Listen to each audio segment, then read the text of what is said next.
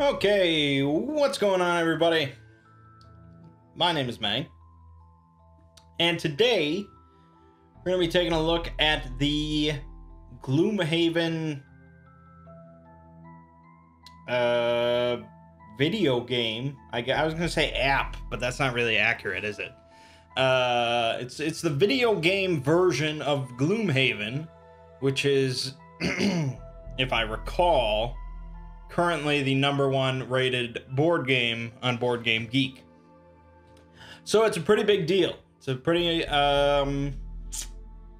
popular board game as far as like the hobby is concerned, not like mainstream. And I have played the board game. I've probably put, I would probably say I put 30 hours, give or take, in the board game, maybe a bit more. I didn't really count. I played it quite a bit, and I loved it. It definitely ranks up there, top 3. And so having a video game version of it that is just the board game on a PC is really exciting because the mechanics of the board game are really solid.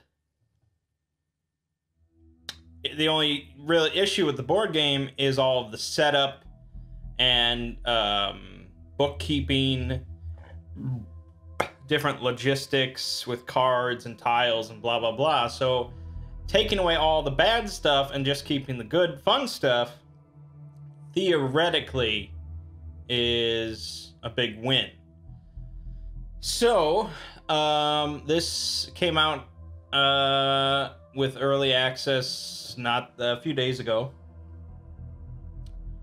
and it's very limited. It's very limited.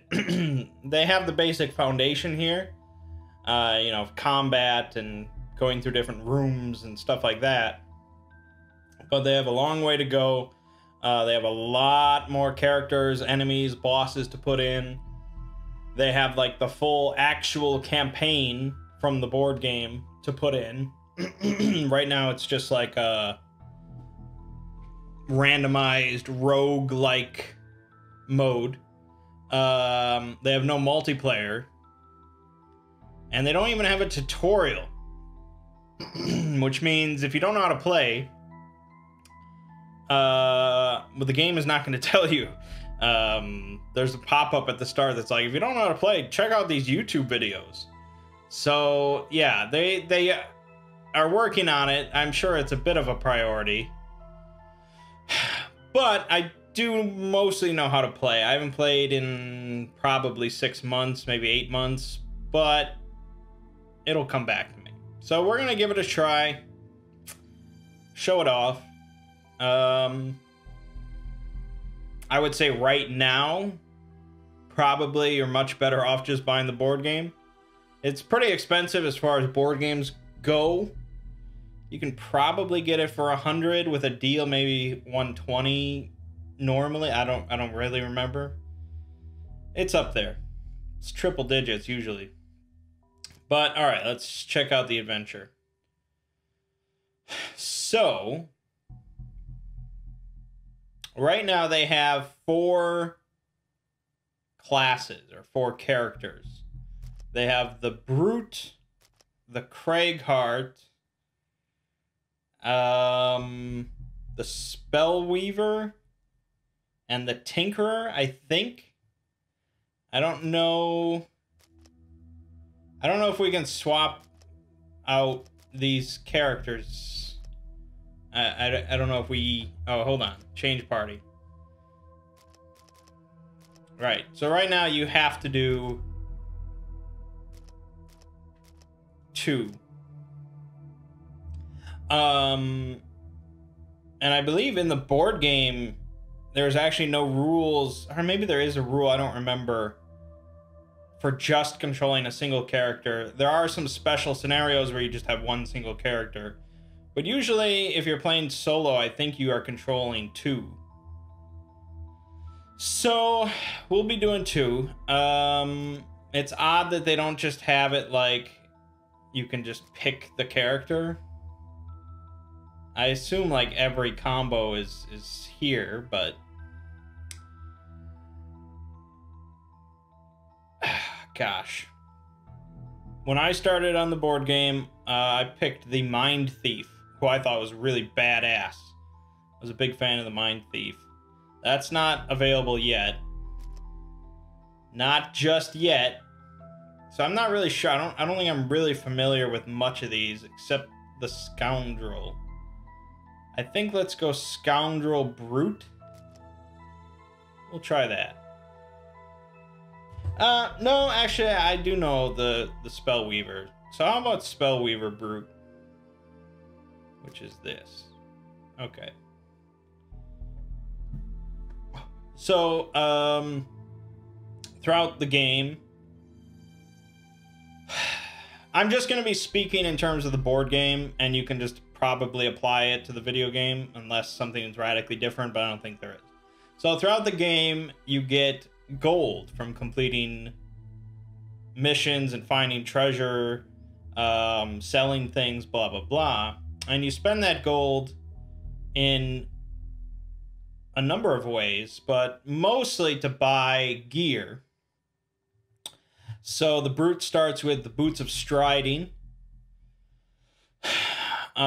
which allows you to add you can move 2 extra hexes with a single movement. And the icon in the lower right there of the card, like shifting 90 degrees, means that when you use it, you tap it, so it's exhausted, and then you can do a long rest to get it back. Compare that to the Minor Healing Potion, which allows you to heal yourself for 3 points. That has the card with the X. That means when you use it, it's flipped over. It's lost. Not permanently. Your character always has it as long as you want it. It's just mainly that means you can use it once per scenario. Unless you do some fuckery. Also the Cloak of Invisibility, same thing, once per scenario. You become invisible, which is really good. Throughout our campaign, I remember invisible being really nice. The thing with going to a video game, though, is like probably 95% of people that played the board game were getting some rules wrong, including me. I'm sure I got some rules wrong. Or you can just like ignore something if it really is just like obnoxious or annoying. But with the video game, everything's pretty set in stone. You can't fudge anything, and they're gonna be very strict about rules. So maybe I thought invisible was really OP because we weren't doing everything properly, but we'll see. As an alternative to a healing potion, as a power potion, you can add +1 attack to your attack action. Basically means when you do an attack and you use this, it does that extra damage. Okay. So those are just gear. The main mechanic of the game, however, is in your hand of cards. And I think we should just start, and then I'll explain it that way. So we can... Ooh.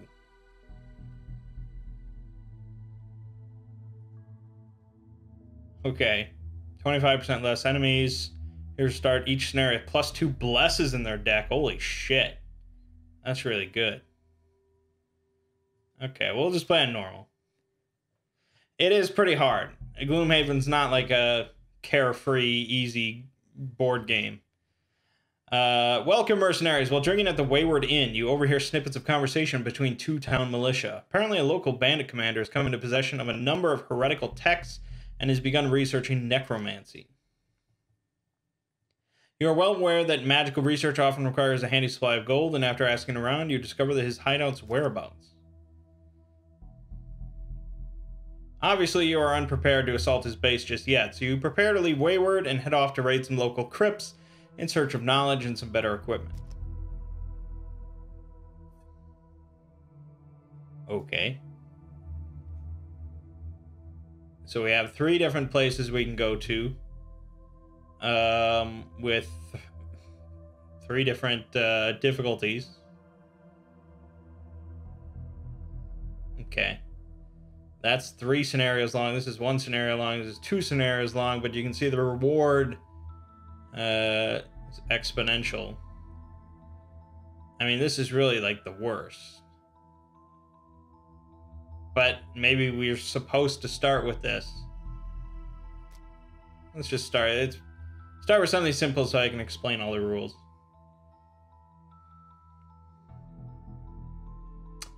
Okay, Blight to keep. We have cultists, living corpses, and bone rangers. So half of the appeal of the board game, of playing the campaign, is... Half the appeal is sort of the game mechanics itself, like combat, scenarios, character progression, you know, getting stronger, getting new cards, getting new classes, all that sort of stuff. The other half is actually like the campaign itself.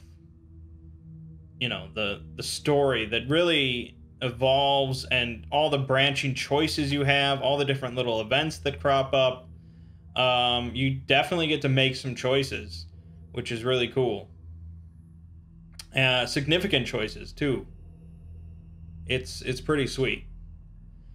Okay, so this is a very cramped room. Most rooms in Gloomhaven are pretty cramped. There's not like big distances you have to cover. And the main mechanic here are these cards. Every turn for each character you control, you have to select 2 cards. And you'll see each card has a top effect and a bottom effect. So you select 2 cards, and then you're going to be activating the top effect of one of the cards and the bottom effect of the other card. So you can't do 2 top effects. You can't do 2 bottom effects. It's one of each. And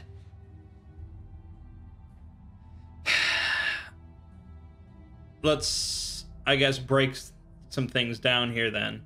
So there's basically like 3 different types of cards, really. There's attack cards, there's movement cards, and then there's like buff cards or support cards, you might say. Like if it's a healing card, a loot effect, or a buff, or something like that, or a debuff. So here you go. Provoking Roar. The top effect is attack 2. If it doesn't list a range, such as Spare Dagger, it says range 3. If it doesn't list a range, it's just adjacent. If it lists a range, then it's that number of hexes away. Provoking Roar also has an additional effect added onto it, which is Disarm. I think that just means they can't attack for their next turn, I believe. Shield Bash, attack 4.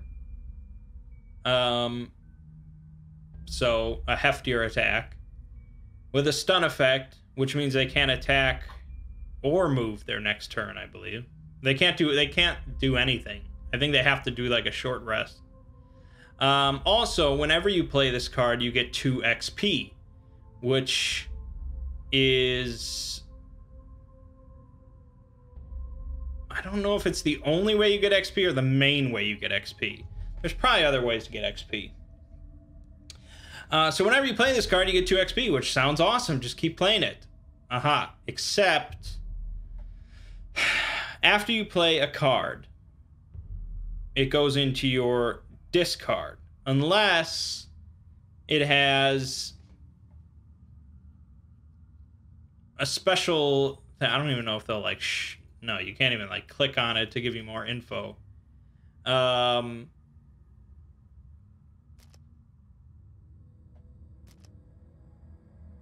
And I think that just means it's lost, I believe. So some cards will have like a lost effect, that burning card symbol. which means a card is lost. So it actually gets like tossed aside completely. Normally, if a card is discarded, you can fairly easily get it back into your hand. Lost, aside from like a really special effect, you can't get it back for the rest of the scenario. So you get 2 XP when you play this, and it's a powerful effect, but you lose it, which is bad.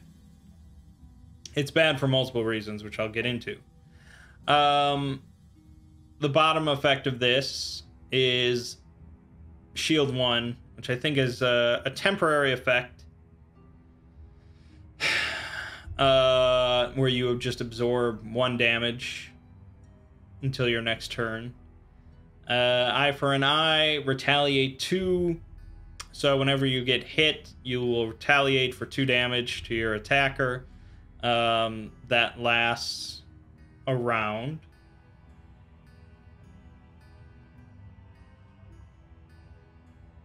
And you gain an XP for each time you retaliate this round. The bottom effect is a adjacent heal. And the reason it says range 1 is because you can buff that. You'll see most of these effects have those little gray dots next to them. Down the line, you can spend XP to upgrade the effects on cards. So you could add on to this effect by increasing the heal amount, or increasing the range, or some other things which I'm sure I've forgotten about. So that's another big cool thing, is these cards can get better and better if you really like the effect. Spare Dagger. This is a pretty solid card. It doesn't sound very impressive, but it's an attack 3, which is decent, range 3, which is great, and it gives you an XP, and you can keep using it throughout a scenario. So that's a pretty bread and butter card. The bottom effect is attack 2, standalone.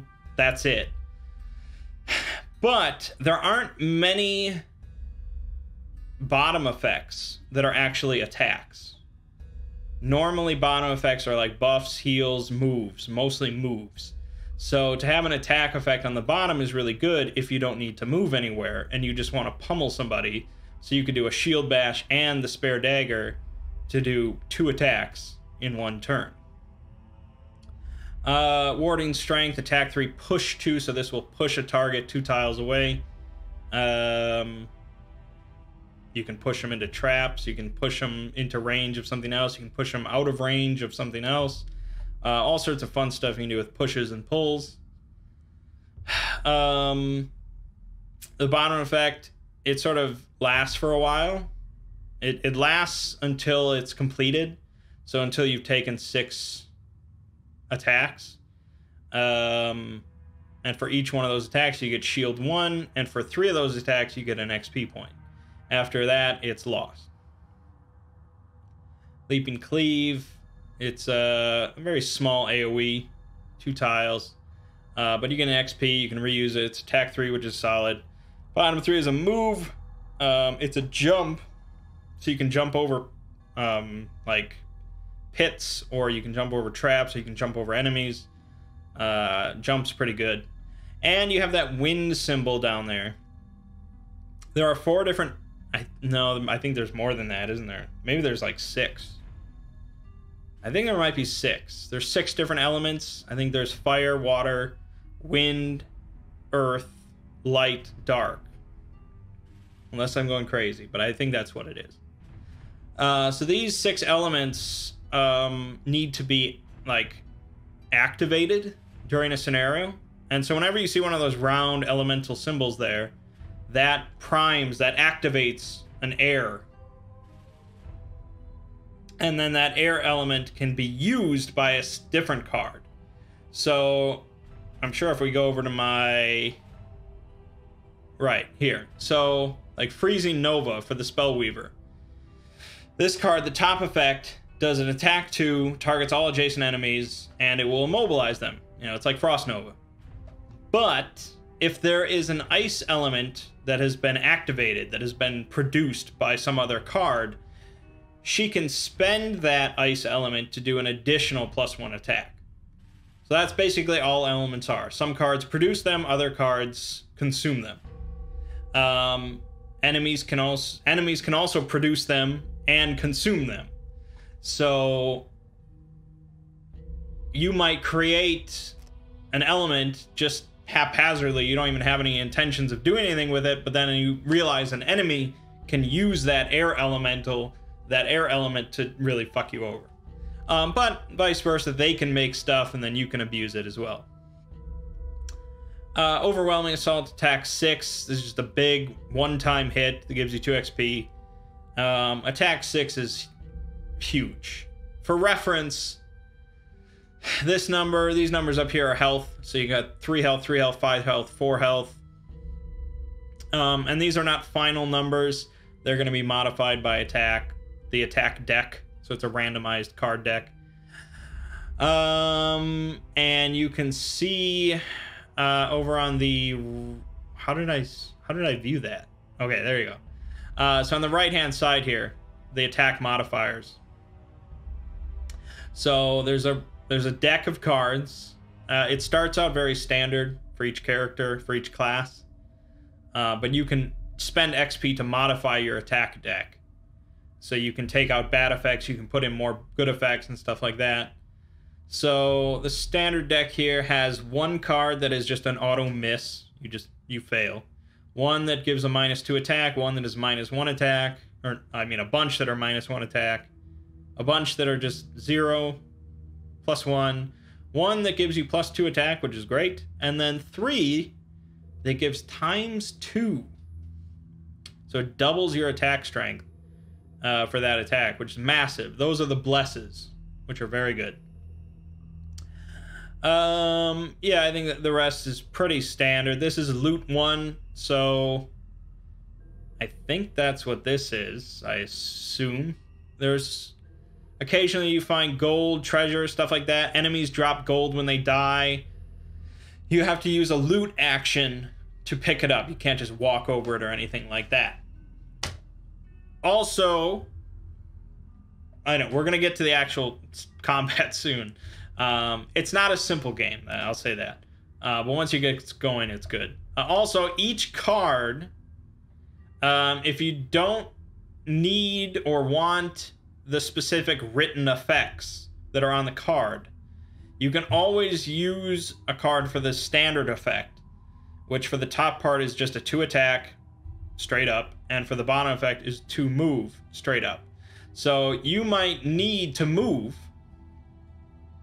but you don't have any available move cards, so you'll just throw away, you'll just use like warding strength, and you'll ignore that whole shield, XP, whatever effect at the bottom.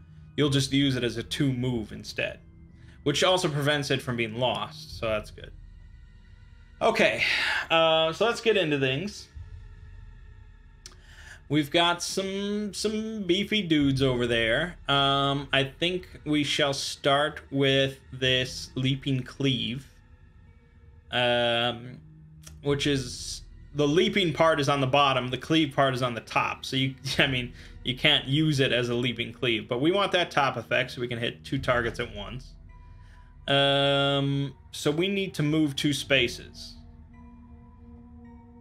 So we could just use...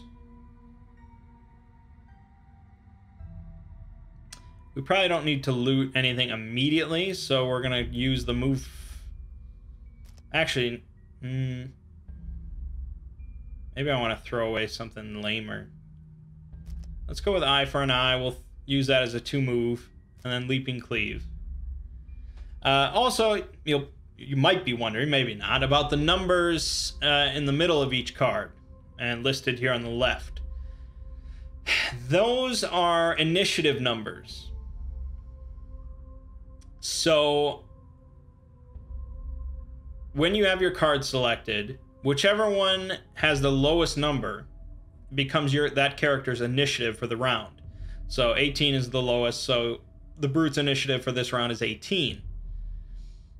The enemies have a randomized initiative based on their action card for that round. So you don't know exactly when they're going to go compared to you, but chances are, of course, the lower you go, the more likely you'll go first.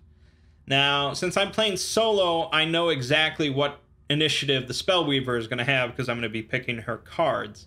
When you're playing the board game multiplayer, this is a secret, or it's supposed to be a secret. Everyone is picking their cards separately, and you're really not supposed to talk about the specifics of what your cards do. All you're really meant to be like is like, okay, look, I need to heal, or I need you to go here and I need you to blast this or disable these or something like that. But specifics really should not be mentioned. But when you're playing solo, you get to know everything pretty much about your characters, and so they sort of increase the difficulty to compensate. But anyways, now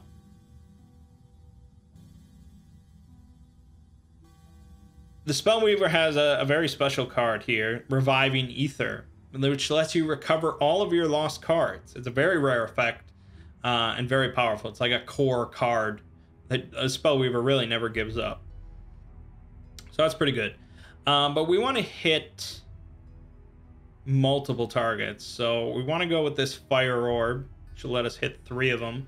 Hopefully pop off with those 2 skeleton archers. But it's range 3. So we're going to have to move a little bit. This is a move 8, which is nuts. But you lose it after you do it. I'm going to use it, but I'm going to use it as the move 2. Okay. Unfortunately, that puts her at a high initiative with 69 because we're going with Fire Orbs. To be honest, if I really wanted to... If I just wanted to move, I guess I could do Mana Bolt. Or Frost Armor. Let's go with Frost Armor, just so we have a... Oh, I still didn't get a lower initiative. Is that a bug? Is that a bug? Maybe that was a bug. Okay. Either way. So, each enemy has pulled their random action card that determines their initiative and their action for this round. So we can see the cultist is going first. He's going to be moving 1 square. I'm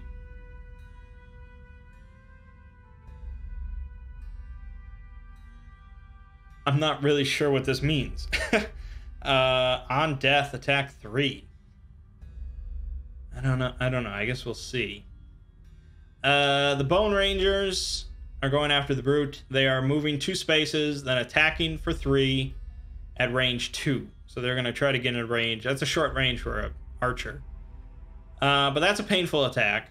And then the Living Corpse is the big fat zombie, so he moves very slowly. Move 1, attack 3, also painful. Okay. So this guy really... I think this is a temporary buff. If he dies this turn, he's doing this AoE all around him, attack 3. So that sucks. But, okay, it's the Brute's turn. We don't really want to be in range of this Living Corpse. Ideally, we would kill him before...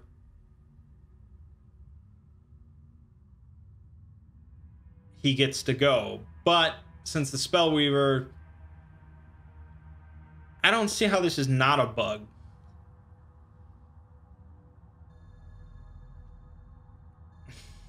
I think it was a bug. Which is a bummer now, because that would allow us to maybe kill the thing before he attacks, but... Okay, so we're going to...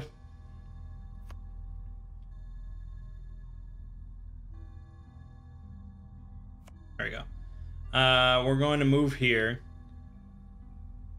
And then we're going to... Yeah, confirm movement. And then we're going to attack 3.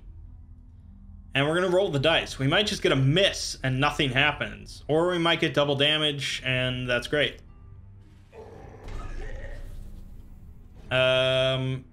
It's... Was it 2 separate... I think it might have been 2 separate cards.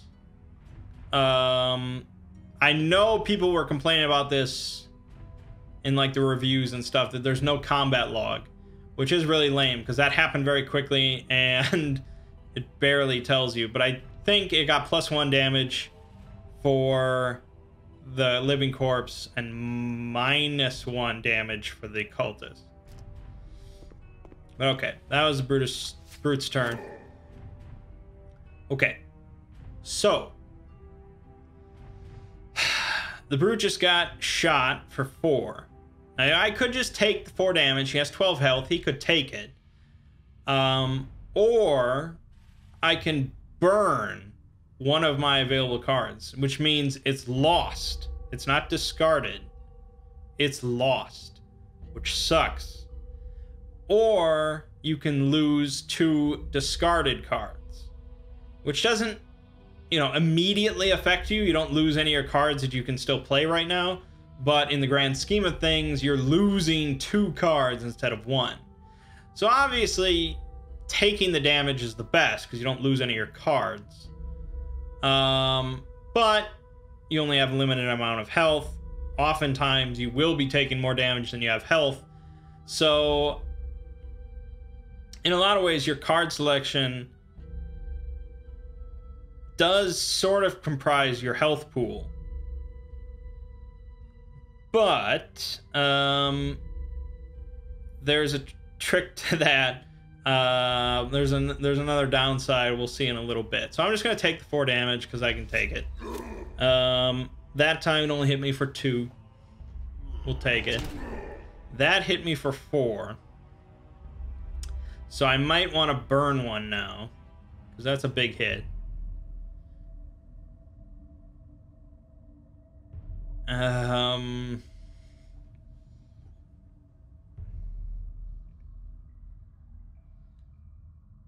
Yeah, I mean, you don't want to get rid of like too many move cards or anything like that, because if you can't move, if you have to if you have to do 2 move at a time, that can suck.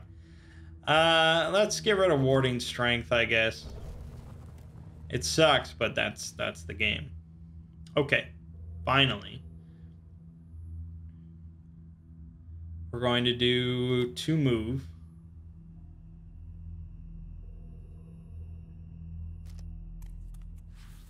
Okay, and now fire orbs. 1, 2, 3. And we get 1 XP for each enemy targeted. Dead. Dead. And dead. So, that was a pretty big move. Now, we lost this card by spending it, but killing 3 targets with 1 card and being the Spellweaver, I can get that lost card back. That's pretty solid. So that was the first round. Alright, now we have a lot of loot here, so grabbing some loot would be good. I'm gonna have the brute worry about killing this guy. So I just need another 2 move. We could go 3 move.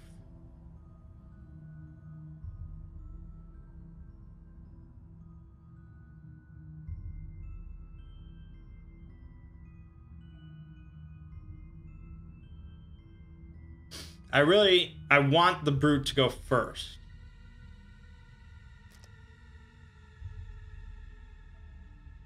Because this enemy is going to drop a gold, and I want the Spellweaver to pick it up on her turn. So that's going to be Ride the Wind and Reviving Ether. What the fuck? Okay, it's a bug. Okay, there are bugs. Yeah, so double check. Your lower number should always be. Yeah, should always be the 1. Okay. Okay, got a range 5 attack, but we're not gonna. Oh no, not that. We're actually doing that. We're gonna move here.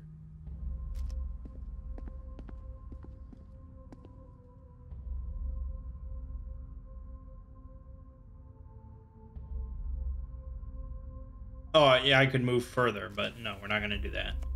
We're gonna attack you, and we're gonna hope that I get a +1, which the odds are really not with me on that. We got it. Banking on luck. Oh, this one. We're going here. Confirm movement. Okay.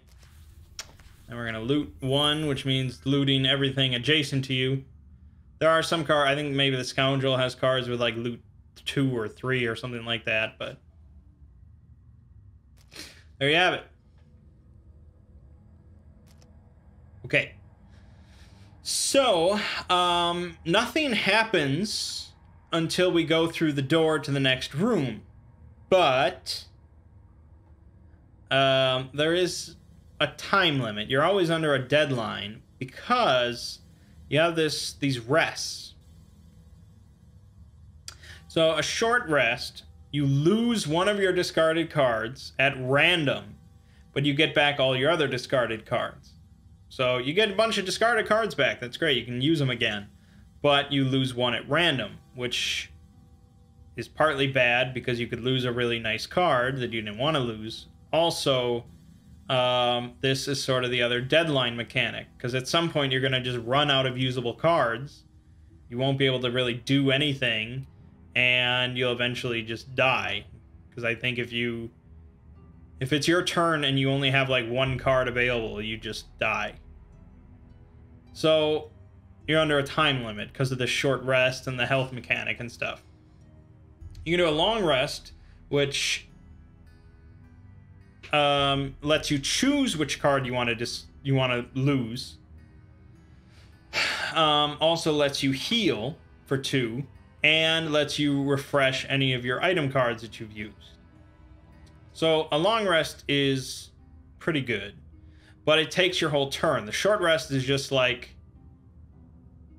I think it's supposed to be at the end of your turn. Maybe it's the start of your turn, I guess. But yeah, you can do that any time. But we're not going to dilly-dally. So let's... I mean, you don't exactly want to... You might not want to charge into a room if you only have like 2 cards left. You might want to take the time to do a long rest, but let's be cocky.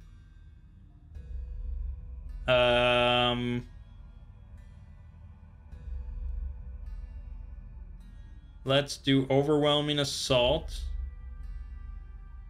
I could open with the sweeping blow and assume that there will be multiple targets on the other side of the door, but that's sort of unlikely. So let's go with the spare dagger.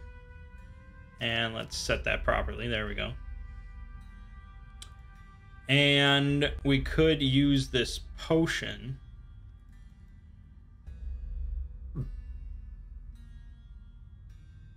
Oh, I think it has to be during the round. Okay.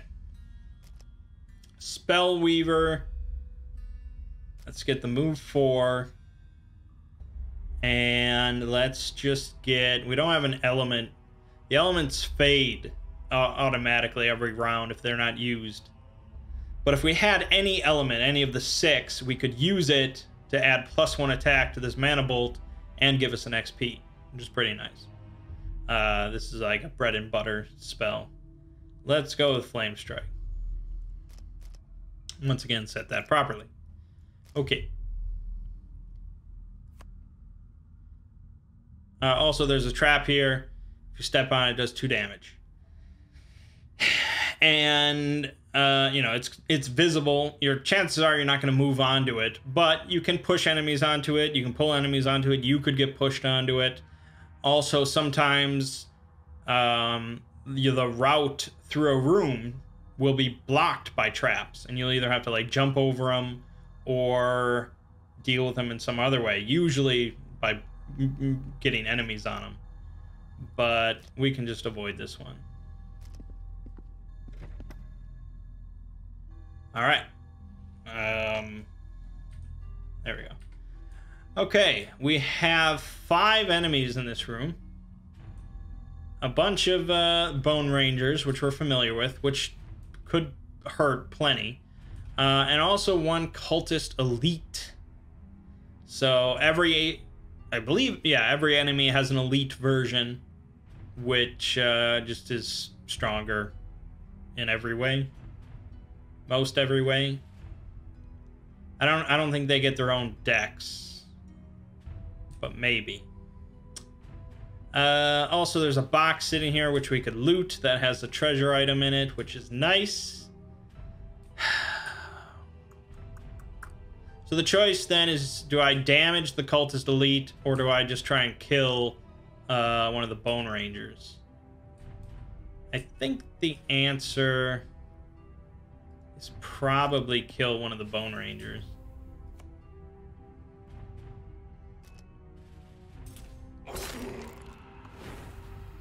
Eliminating one target is generally the best option. Okay, let's get the move 4. We can go right here. Problem here, of course, is we only have range 2, so we're actually not in range. Which means that we can't do anything.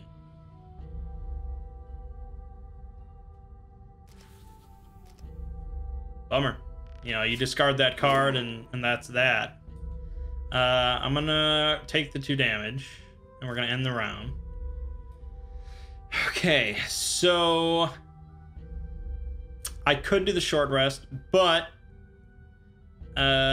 since we can still do a turn, it's not completely optimal. I think we're going to...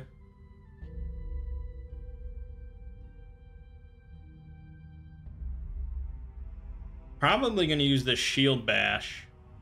It might not kill the cultist elite, but the stun effect is really nice. So I think we're just going to...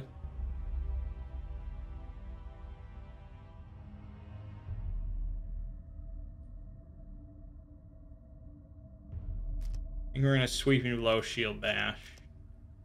Okay. Spellweaver doesn't have much choice here.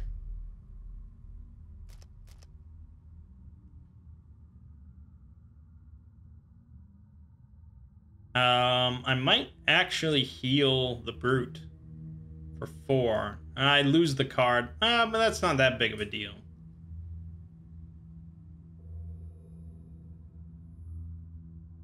Okay, we'll go with that.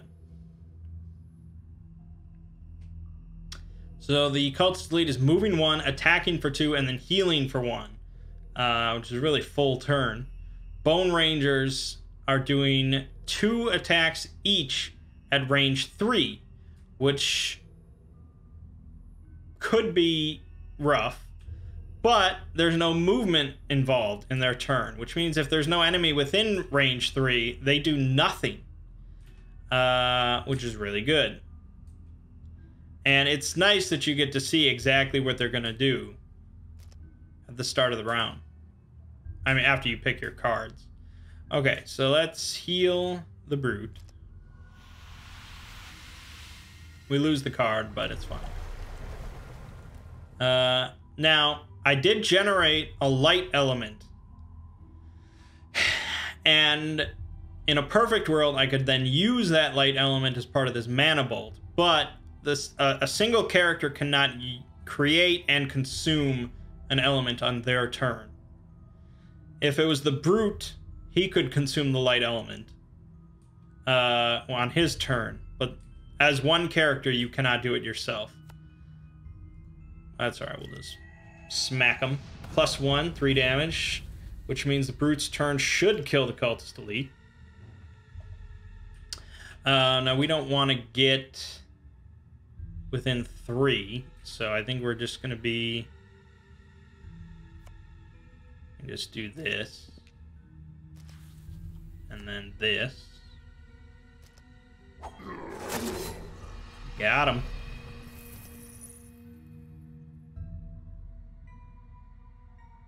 And that's that. Because like I said, they can't move, they can't shoot anybody, so their turn is done. The Brute only has 1 card to play, so he can't actually take a turn. He has to rest. He could do a long rest.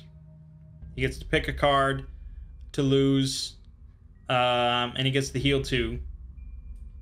But we're going to do the short rest so he can actually have a turn. Now the random card picked, unfortunately, was Spare Dagger, which is really nice. We could just go ahead and lose it, or we could redraw. We take 1 damage. Yeah, I'm going to go ahead and do it. Okay, we lost Grab and Go, which means the Brute can no longer loot. But we kept Spare Dagger. Now.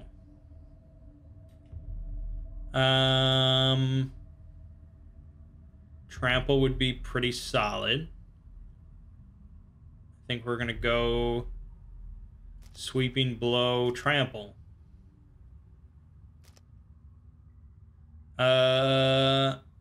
Spellweaver's also going to do a short rest. Well, losing Reviving Ether would really suck. So I'm going to redraw that. We lose Frost Armor instead. Isn't too bad. Okay. Now we could take this turn to get back lost cards, but when you do Reviving Ether, like, it's really, like, it's one and done. It's gone. It's like perma-gone. I think that's what that symbol is. So that's a really one-time per scenario thing. So you want to have, this is like your last card. You've lost all your other cards, except for this and one other one. That's when you want to use Reviving Ether. So not yet. I might take the time to just loot and maybe let them move in closer. So we're gonna do the loot, which means I need just a basic move, I guess. It doesn't really matter if she goes last. Okay, so each Bone Ranger is going to move 2 spaces and then attack for 3 within range 2, which means that these are just, I believe they should move. Even if they can't attack anything. I don't know. That might not be the rule. I'm going to find out. I think we always did it that way in the board game, but I don't. We'll find out. This thing will definitely move because it's going to shoot the Brute. But he can take it. Okay, so they do move even if they can't attack because they just closing in. He takes 3. I will accept it. We're going to move 3.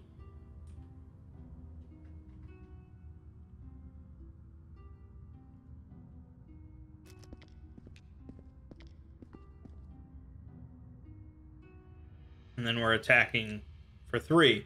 The Pierce, too, is if they have a shield. If they have shield stuff, it pierces through shield.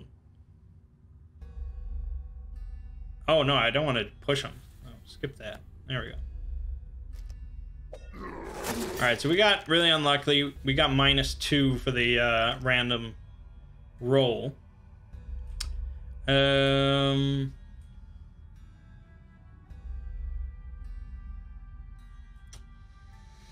The only... Okay, I can help. I can do a move 4 to get here.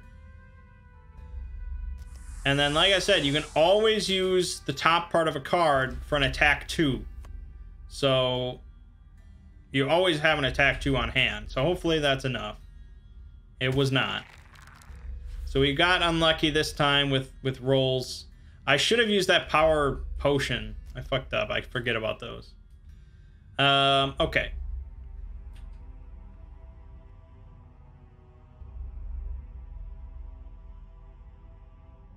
So we need a 1, 2, 4. We need a move 4 in order to hit those with Leaping Cleave. I don't think we're going to get that. The only way I'd get that is if I short rest for Trample. It's debatably worth it. Oh no, I do have the Boots of Striding. My bad. So anything could become a move 4. So let's go... We want to move first before the archers do anything. So we want Provoking Roar and Leaping Cleave. Okay. As for her, we really just want to deal with this thing next to us. But as soon as we kill the final target, in a scenario, it ends. So if there's loot on the ground, you can lose out on it. Which means... well, it's not good. I'm gonna short rest. And that's exactly what we need, so I'm gonna burn Reviving Ether. In most scenarios, this would be a terrible, terrible, stupid idea, but this is a very short scenario. It's about to end, so we accept it. I'm gonna move 4, and I'm gonna loot 1. And we're gonna just roll with it. Okay, Bone Rangers are healing 1 within 2 spaces. They're also doing that's a good card for them. So that's why it was important that the Brute goes first with a low number so that he can jump up into their grill and just slam into them. I'm going to use this potion just in case this doesn't go as planned. So we heal for 3, and now we're going to attack both of them. And we didn't kill either of them, so this is going to be interesting.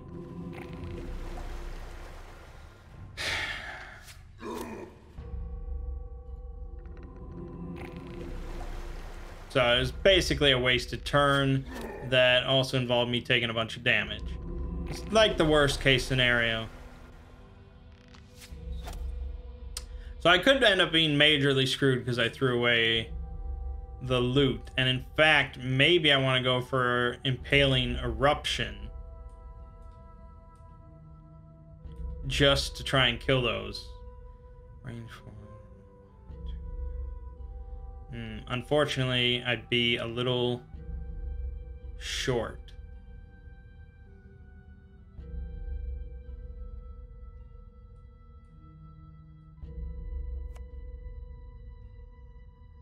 It's really greedy to focus on loot. Don't do what I'm doing. But we got the Hawk Helm. You can add +1 range to your attack, which would have been nice this turn, right now. Okay.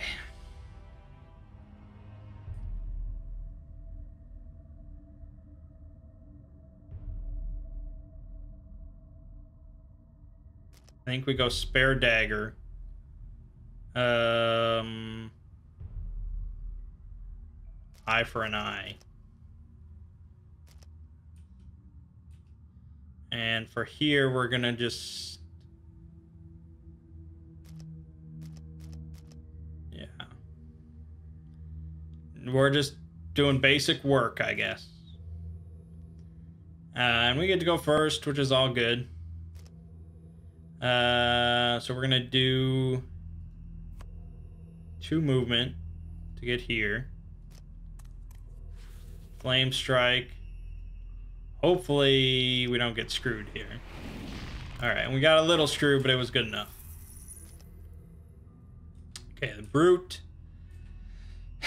is just... oh, no. No, we're not gonna do the Spare Dagger top. We're gonna use a Spare Dagger bottom so we can do the double attack. And hopefully this just one... no, we didn't get that. But I want to kill something. We're really going to try here. There we go. We got something. Okay, only 1 target left. There's both of us still standing. I think we've got this. Even though we had a horrendous turn, it's going to work out.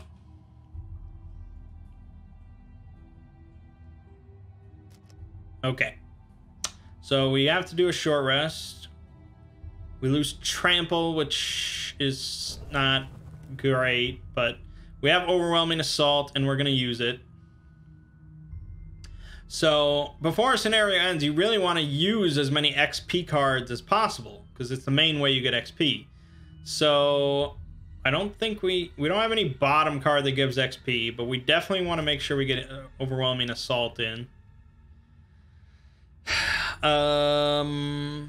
And then it really doesn't matter too much what we do. Spell Weaver. We're going to short rest. That's... Well, she... Yeah, she could loot, I guess. So let's redraw. We'll burn Flame Strike. So we... Yeah, she doesn't really have much XP. She has Impaling Eruption. But I think we'll focus on looting. So I want to make sure she goes first. Gets the looting done. As for him... Yeah, it'd be nice, I guess, if he went before the, the ranger. So we'll do that. Oh no, I needed the overwhelming assault. We don't need the... There we go. There we go. There we go.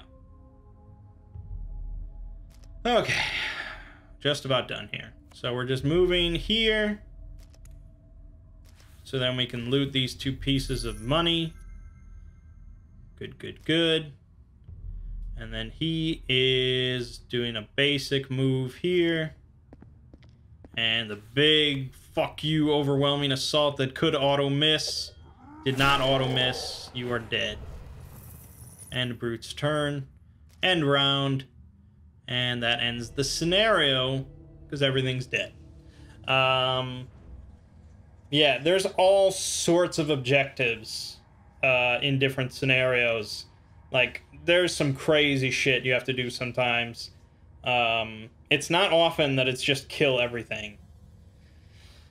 There's like escort stuff. You have to like go on pressure plates sometimes to open up secret things. You have to like recover an item and carry it back to the entrance.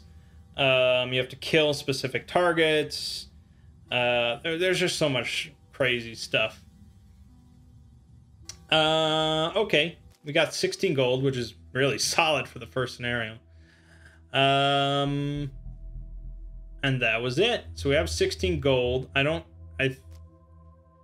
we go back to Wayward or no? Are we locked? I think we might be locked in. But if we did go back to Wayward, we could spend that gold to buy new equipment and stuff for our characters, like an RPG. So that was not quick because I had to explain everything. But overall, scenarios in Gloomhaven are not like, you're not rushing through things. It's very strategic. It is time consuming. When I played, you know, any given session, we got through like 2, maybe 3 scenarios a night if they were like quick. But this makes it somewhat better, again, because you're removing all the setup time and all that sort of stuff. All the card play, blah, blah, blah. So it is going to be faster. But so it's a strategic game, you know. You only have like 2, 3, maybe 4 characters. The enemy will have, you know, tops maybe a dozen or more enemies.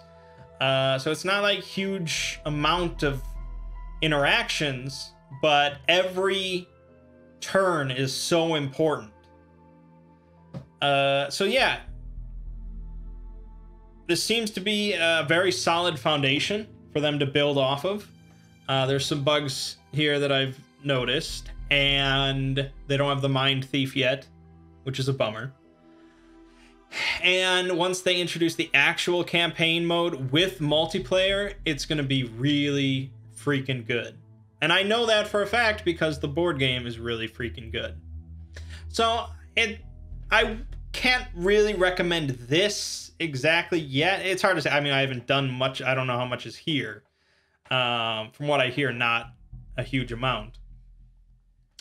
But if this interests you, you know, if like really strategic, turn-based card RPG goodness throughout a full campaign with like character progression and a story with choices and all that, find Gloomhaven, the board game. I'm telling you, it's one of the best. It's one of the best. And you know me, I don't like that many board games nowadays, but Gloomhaven is really freaking good. So it's great that they have this computer game now, and I'm really looking forward to it in the future. And I will definitely continue messing around with his adventure mode, but yeah, campaign mode in the future with online multiplayer is gonna be the shit. All right, I'll leave you off with that with one scenario. I know, but my name is Mangg. This has been Gloomhaven, and I'll see you fine folks around.